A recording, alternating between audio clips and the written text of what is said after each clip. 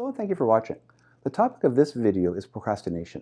Now, procrastination may not seem like a fitting or a natural topic in a blog or video done by a psychotherapist.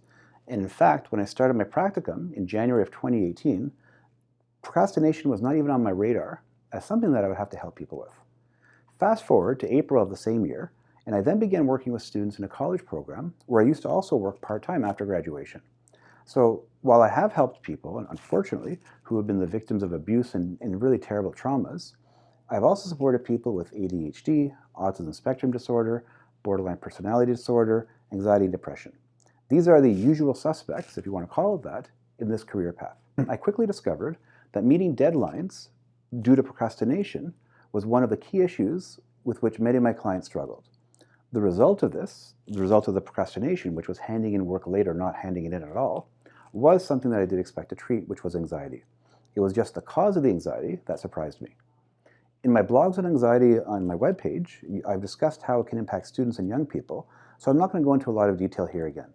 Instead, I'll mention what I think is the core reason for procrastination in students, and that is very simple. Most have never been taught how to study. Now, this affects students of all ages and in all kinds of programs. In 2020, with all the challenges that we're now facing with COVID-19, the pressure on students, not to mention society as a whole, have increased. So this video was recorded at the beginning of the 2020-2021 school year when the public schools were reopening. Until now, so from March until now, learning was done online.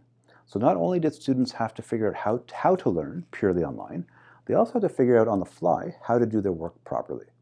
Procrastination was not far behind. When in high school, which compared to post-secondary studies can be and typically is a bit more structured, teachers may provide more detail to students about their work. They may also be more available for help.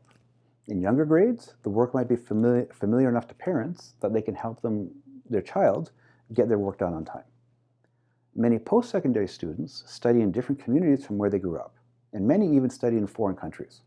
On top of their studies, and they can have grueling 8-hour days, they also have to cook, clean, do some work to make money for school, socialize, laundry, and all the other common chores and activities that go with everyday life. And of course, do their assignments as well. So for a 19 or 18-year-old or even 17-year-old student who's never been away from home before, this can be very overwhelming and a prime cause of procrastination. If your child, whether in elementary school or post-secondary school, is feeling stressed over the studies, please give me a call. I have extensive experience helping students reduce their stress by actually teaching them how to study and deal with the anxiety at the same time.